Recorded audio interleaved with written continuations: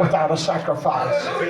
God does not answer an altar with anything on it. Fire doesn't fall on an empty altar. Hear this preacher right now. The greatest times in my life that I have spent is not when God was moving in the service, but it was when I was down on my knees and I was giving an altar and I was giving a sacrifice. There's that time where I kneel down and I cry out to God and I say, God, I didn't come here just to be here, but I brought myself to lay upon this altar. There's times in my life where I made a covenant with God. And I said, God, I came to make this covenant. You heard me. I didn't say I made a deal with God. I said I made a covenant with God. You can't make a deal with an almighty God. You hear this, preacher?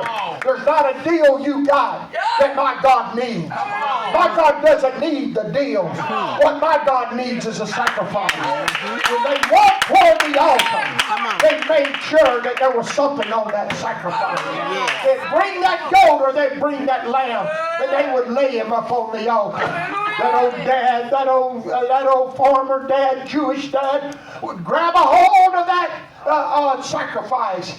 And that old priest would walk up there and cut the throat of that sheep, and it would scream and blade and cry and kick. But he made that old priest farmer lay that hand on that until the very life was gone. You know why he did that? Because he had to have his hand on the sacrifice. If your hand is not on the sacrifice, it's not a sacrifice. You hear this, preacher? It comes a time in your life where you have to realize, I'm not just a person, but I'm a child of God. And a child of God gives a sacrifice. Oh, hallelujah. Hey, you say when they would walk back out of the place and they would stand outside of the tabernacle and they would